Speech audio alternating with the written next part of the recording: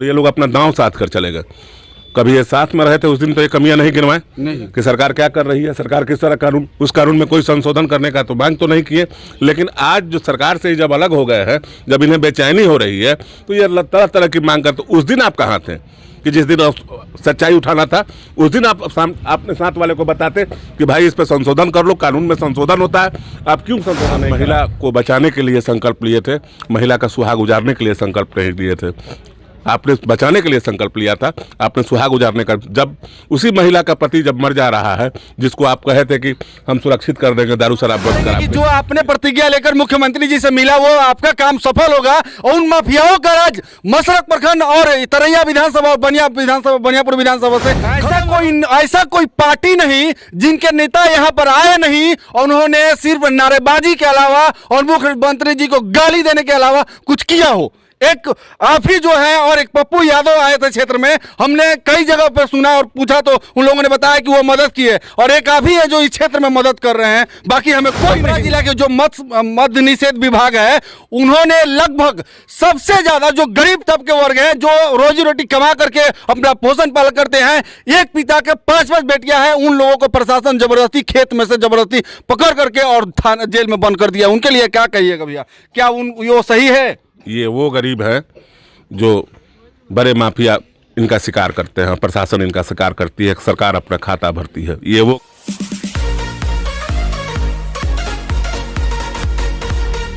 नमस्कार, मैं हूं हरिराम यादव और अभी हम तरैया विधानसभा क्षेत्र में। आज दिन आप सुन रहे होंगे कि जहरीली शराब पीने के कारण कई लोगों की मृत्यु हो रही है, जो कि सरकार के पास डाटा सिर्फ 60 से 70 व्यक्तियों का है, लेकिन यहाँ पर लगभग 200 के करीब लोग मरे हुए हैं। और यहाँ के स्थानीय विधायक जी यहाँ पर कहीं क्षेत्र में दिखाई नहीं दिए, ना ही हॉस्पिटल में दिखाई दिए। आपने कई वीडियो, मेरे ही नहीं कई चैनलों पर आपने देखा होगा, उसमें कहीं दिखाई नहीं दिए होंगे आपको विधायक जी। लेकिन यहाँ के पूर्व विधानसभा प्रत्याशी माननीय सुधीर सिंह जी आए हुए हैं अपने क्षेत्र में घूमने के लिए और देखने के लिए। पर सबसे पहले तो पूछेंगे कि भैया आपको आने में 2-4 दिन क्यों विलम्ब हो गई? विलम्ब हो गया कि बहुत बड़े बड़े लोग आए थे भाई, आपको मैं पहले भी बता चुका हूँ। तो मसरक जाम था, बहुत सारी लाल बत्तियाँ पटना से आई हुई थी, बहुत लोग दिखाने के लिए उनके साथ खड़े हुए थे। तो मैं उन लोगों के साथ मैं इस भीड़ का हिस्सा नहीं बनना चाहता हूँ। मैं शुरू से ही एक दूसरे के सुख दुख में रहना पसंद करता हूं। तो मुझे लगा कि आज सब भाई सबसे मिलकर जिस परिवार में घटना घटी है, तो लगभग तरैया और मसरक में 40 ऐसे परिवार है जिसको मैंने चिन्हित किया है कि जिसको ज़रूरत है। मैं उन सभी भाइयों से मिल रहा हूं। जो भी एक सहयोग राशि होती है, मैं एक सहयोग राशि दे रहा हूं। तो उसके बाद भी मैं आश्वासन दे रहा हूं इसी मसरक में रहना है कि जब भी ज़रूरत हो तो आप लोग आए और जितना भी मुझसे होगा मैं करूँगा। कई सारे नेतागण है, जैसे राजीव प्रताप रूडी जी भी आए। हम उनसे एक सवाल किए कि क्या सर आप यहाँ परिजनों को मदद कीजिएगा क्या? वो क्या बोले कि हम मदद करने नहीं आए हैं, हम सरकार को दिखाने आए हैं। सरकार को हम आवाज से हम बताना चाहते हैं कि यहाँ पर ये घटना हो गई। क्या इतना बड़ा घटना हुआ, सोशल मीडिया टीवी चैनल पर इतना चला, क्या सरकार के कानों में वो बातें सुनाई नहीं दी, वो तस्वीरें दिखाई नहीं दी कि माननीय राजीव प्रताप रूडी जी आए और कह रहा है कि मैं सरकार को ये दिखाने आया हूं, ना कि मदद करने आया हूं? क्या कहिएगा वैसे नेताओं के बारे में? ये सब लोग अपना दांव साधने आए थे। जितने भी लोग आए थे, विपक्ष के लोग हों, ये सब लोग अपना दांव साधने आए थे। कभी ये सरकार का हिस्सा हुआ करते थे, ये भी सरकार का हिस्सा हुआ करते, और ये लोग अपना दांव साध कर चले गए। कभी ये साथ में रहे थे उस दिन तो ये कमियां नहीं गिनवाए कि सरकार क्या कर रही है, सरकार किस तरह कानून, उस कानून में कोई संशोधन करने का तो मांग तो नहीं किए। लेकिन आज जो सरकार से जब अलग हो गए हैं, जब इन्हें बेचैनी हो रही है, तो ये तरह तरह की मांग करते। उस दिन आप कहाँ थे कि जिस दिन सच्चाई उठाना था, उस दिन आप अपने साथ वाले को बताते कि भाई इस पर संशोधन कर लो, कानून में संशोधन होता है, आप क्यों संशोधन नहीं कराएं? तो मुझे लगता है कि कुर्सी जो होता है भाई, वो बहुत बड़ा मोह माया का खेल होता है, और कुर्सी के मोह माया में विपक्ष भी शामिल है। और हमारे आदरणीय नीतीश कुमार जी से बस एक ही बात कहूँगा कि कुछ संशोधन करके, जितने भी 100 के करीब में मुझे मालूम है कि इधर लोग मरे हैं, कि कोई संशोधन करके अगर आप महिला को बचाने के लिए संकल्प लिए थे, महिला का सुहाग उजारने के लिए संकल्प नहीं लिए थे, आपने बचाने के लिए संकल्प लिया था, आपने सुहाग उजारने का। जब उसी महिला का पति जब मर जा रहा है, जिसको आप कहे थे कि हम सुरक्षित कर देंगे, दारू शराब बंद कर आपके, तो ये सुरक्षित नहीं हो रहा है, ये दुनिया छोड़ के चले जा रहे हैं। आदरणीय नीतीश कुमार जी, आपका भी कलेजा है, कांप जाएगा। इन परिवार से आकर मिलिए और मिलकर जितनी सरकार को एक राशि आवंटित करानी चाहिए, जिसमें सभी परिवार के जो गरीब परिवार हैं उनकी मदद करनी चाहिए। एक बात और पूछना चाहेंगे भैया, कि जो यहाँ के स्थानीय विधायक हैं माननीय जनक सिंह जी, वो अपने क्षेत्र में वही बगल के हैं और उन्हीं के क्षेत्र मतलब कि बगल में ही खड़े हैं हम, और यहाँ पे सुधीर सिंह जी भी यहाँ पर खड़े हुए हैं, लेकिन वो अभी इस क्षेत्र में घूमने के लिए नहीं आए, परिजनों से मिलने के लिए नहीं आए, इनके मुआवजाओं के लिए नहीं आए, न ही इनको सद्भावना देने के लिए आए। तो क्या कहिएगा ऐसे विधायक जो अभी भाजपा के विधायक हैं जनक सिंह जी, उनको? चुनाव रहता तो जरूर आते, चुनाव रहता तो जरूर आते। 2-4 महीना पहले अगर चुनाव रहता तो जरूर आते। दर्जनों राशियाँ आती है, दर्जनों लोग आते, दर्जनों नेता आते, ये सब लोग आते।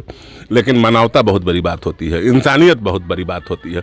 मैं यहाँ मानवता के लिए आया हूँ और उनका नैतिकता है। मैं भगवान के दरबार में पुण्य कर रहा हूँ इन गरीबों का मदद करके। वो नहीं कर रहे हैं, मेरे बाल बच्चों को फायदा मिलेगा, मेरे समाज को फायदा मिलेगा, मेरे संगठन को फायदा मिलेगा।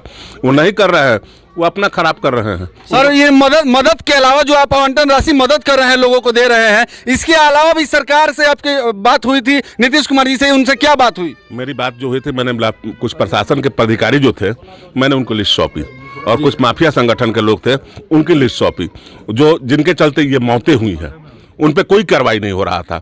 मुझे आप विश्वास है कि मुख्यमंत्री जी ने मुझे आश्वासन दिया कि निश्चित है कि इन लोगों पे कार्रवाई होगी। मैं इंतजार कर रहा हूं कि कब तक मुख्यमंत्री जी कार्रवाई कर रहे हैं, लेकिन वो मेरा फर्ज था। सारण के हालात, बिहार के राजा है, उनसे वाकिफ कराना मेरा फर्ज था, लेकिन ये मेरा कर्म है, मैं अपने कर्म कर रहा हूँ। लगभग कितना बड़ा वो लिस्ट था? लगभग कितने लोगों के उसमें नाम थे? काफ़ी लोग के ये गुप्त बातें हैं, मैंने मुख्यमंत्री जी को दिया है। अगर आपका लिंक हो तो वहाँ से वो लिस्ट निकाल लीजिए। उतना बड़ा तो लिंक नहीं है, लेकिन हम आशा करेंगे कि जो आपने प्रतिज्ञा लेकर मुख्यमंत्री जी से मिला वो आपका काम सफल होगा और उन माफियाओं का राज मसरक प्रखंड और तरैया विधानसभा और बनियापुर विधानसभा से खत्म होगा। जो जहरीली शराब वो लाते हैं क्षेत्र में, वैसे गरीबों का जान जाता है, माँ की कोख सुनी हो जाती है, उस पत्नी का सुहाग उजड़ जाता है, एक पिता का छत उधर जाता है, एक बेटा का जो सहारा चला जाता है। और देख रहे हैं कि लगभग 200 लोगों की मृत्यु हो गई है। और यहाँ इसके अलावा आप इनको परिजनों को दिए हुए हैं और क्या इन्हें सत्यावना देंगे? आप तो लगातार मेरे साथ हैं। हाँ, लगातार हम सुबह से जितना तो वहाँ से मगलोहिया से शुरू से साथ है। सुरेश राय जी के घर से जब मैं चला हूँ तो अभी भी मुझे लग रहा है चकहन उकहन छपिया उपिया में काफ़ी ऐसे मेरे साथ में रहने वाले लोग, मेरे घर के लोग, ये मेरा आंगन है, मेरा कर्म क्षेत्र है, मैं इन लोगों के बीच में रहा हूँ, मैं इन लोगों के बीच में खेला हूँ, मैं कूदा हूँ, तो मैं जरूर मदद करने आऊंगा। मुझे कोई नहीं रोक सकता। ऐसा कोई पार्टी नहीं जिनके नेता यहाँ पर आए नहीं और उन्होंने सिर्फ नारेबाजी के अलावा और मुख्यमंत्री जी को गाली देने के अलावा कुछ किया हो। एक आप ही जो है और एक पप्पू यादव आए थे क्षेत्र में, हमने कई जगह पर सुना और पूछा तो उन लोगों ने बताया कि वो मदद की है, और एक आप ही है जो इस क्षेत्र में मदद कर रहे हैं, बाकी हमें कोई नहीं मिला। देखिए, सबसे बड़ी बात है कि मैं फिर कह रहा हूँ कि जो बड़े राजनेता हैं, इन लोगों ने, आप लोगों ने ही उन्हें बड़ा बनाया है और वो पटना बैठ रहे हैं, हेलीकॉप्टर में उड़ रहे हैं, जहाज पे उड़ रहे हैं। आप लोगों को फैसला लेना पड़ेगा कि इन लोगों, मेरे सुख दुख में अगर वो नहीं आते हैं, मेरे घर नहीं आते हैं, मेरे आंगन में नहीं आते हैं, आंसू हमारे नहीं पोंछते हैं, तो इन लोगों के साथ कितना दिन तक? वैसे नेताओं की लिस्ट बनानी पड़ेगी, जनता को लिस्ट बनाना पड़ेगा और वैसे लोगों का सफाया करना होगा। अच्छा, एक चीज़ और, आपको भी लेट हो रहा है, बहुत लोगों के पास जाना है। आपका क्या कहना है, शराबबंदी जो है बिहार में पूर्ण रूप से सफल है या नहीं? मैं बिल्कुल इसके पक्ष में, बिल्कुल शराबबंदी सफल नहीं है। चारों तरफ शराब मिल रही है, चारों तरफ सुहाग माताएं जो हैं वो विधवा हो रही हैं, बहनें विधवाएं हो रही हैं, बच्चे अनाथ हो रहे हैं। मुख्यमंत्री जी कानून में संशोधन करके ये दुकानें खोल दीजिए। अगर लोग नहीं लाचार नहीं मान रहे हैं तो ये आपकी प्रजा है, अगर मर रही है तो आपको जरूर दुख पहुंचता होगा। ठीक है भैया, और मैं माननीय मुख्यमंत्री जी से कहूंगा कि वो सर्वदलीय बैठक करे, और मैं कई वीडियो में कह चुका हूं लेकिन मेरी आवाजें शायद वहां तक सुनाई नहीं दे रही है, और कई चैनलों के माध्यम से ऐसा कहा भी जा रहा है और हर लोग कह रहे हैं उनको सर्वदलीय बैठक करनी चाहिए थी। कोई भी कानून बनाने से पहले, संविधान कॉन्स्टिट्यूशन में हम कोई भी कानून पारित करने से पहले, उसमें ऐड करने से पहले सर्वदलीय बैठक की जाती है, फिर विधायिका में और पार्लियामेंट में उसको पारित किया जाता है, तब सारे लोग सिग्नेचर करते हैं और फिर जाकर वो कानून पारित होता है। क्या भैया ऐसा है कि नहीं? बिल्कुल बिल्कुल। जब संविधान में संशोधन होता है तो ये तो बिहार सरकार का बनाया हुआ नियम है, उसमें क्यों नहीं संशोधन किया जा सकता है? जरूर संशोधन होना चाहिए। यानो फानन में कोई व्यवस्था नहीं किया उन्होंने, कोई इसके लिए स्कीम नहीं लाया और ऐसा काम किया। विपक्ष सिर्फ गालियां दे रहा है, विपक्ष ये बातें नहीं कर रहा है। विपक्ष को एक मुख्यमंत्री जी से आग्रह करके एक बैठक बुलानी चाहिए और बैठक बुलाकर सभी दलों को मिलकर इसमें संशोधन कर कहीं ना कहीं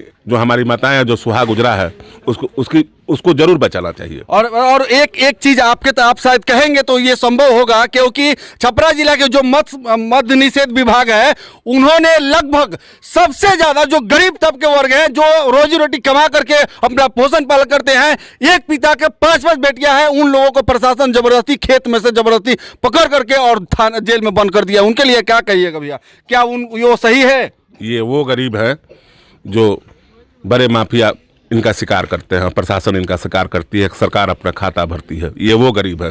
मेरे नज़र में सारे निर्दोष हैं। अगर ये बड़े माफिया और प्रशासनिक तंत्र के कुछ आला अधिकारी अगर उन पर कार्रवाई हो जाती तो ये गरीब ऐसा काम नहीं करते कभी भी। ये लोग ला कर देते हैं 2-4-5 लीटर वाले विक्रेता, बहुत गरीब, उनके पास कोई पूंजी नहीं है, कोई संपत्ति नहीं है। मैं रिपोर्टिंग भी किया उस बैरल जितना मसरक थाना में है भैया, और उसमें आधा से ज्यादा बैरल खाली हो गया है। वो आखिर शराब पता नहीं कहाँ गया, हमको समझ में नहीं आता है। प्रशासन को सरकार को उसका सीसीटीवी फुटेज निकाल लेना चाहिए। हर थाने में सीसीटीवी फुटेज की व्यवस्था है। प्रशासन चाहे तो दूध का पानी साफ कर दे। एक चीज कहेंगे सर, मद्य निषेध विभाग के जो भी अधिकारी हैं भैया, एक बार बात कीजिएगा आप, क्योंकि आज मैं गया था उन पीड़ितों के घर पर, वो मेरा पैर पकड़ के रोने लगे कि कोई कीजिए, लेकिन मेरे बस के कुछ है नहीं कि मैं कर पाऊँ। निश्चित है कि मुझे लग रहा है कि सरकार जो छोटे मछली को पकड़ रही है, बड़े मछली अभी तक ला पाता है। जिस दिन बड़े मछली अगर आ गए जाल में तो निश्चित है कि छोटे मछली जिम्मेवार नहीं है। बड़े मछली को पकड़ना चाहिए सरकार को, तभी जाकर बिहार में शराबबंदी अगर आप सफल चाहते हो तो सफल होगी।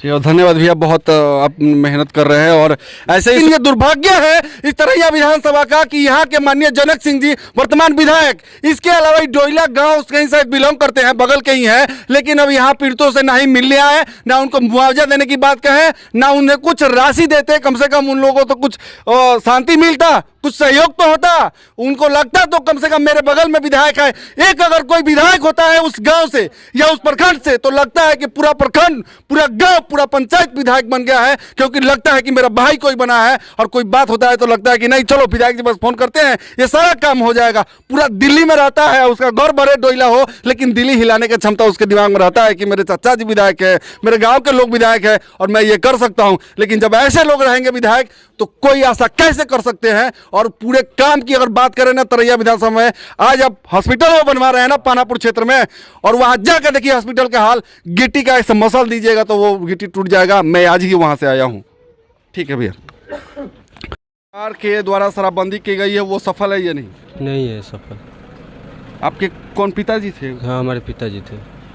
क्या हमेशा शराब पीते थे? नहीं, वो दिल्ली से आए थे, तो बाजार गए थे सब्जी उब्जी लाने और बस उधर ही से पी के आ गए। क्या अभी और कौन कौन आप लोगों से मिलने आए नेता? कोई? बहुत लोग आए, बहुत लोग गए, कोई मदद नहीं किया? कोई मदद नहीं। ये मदद किए है ना? हाँ, सुधीर भैया मदद किया है।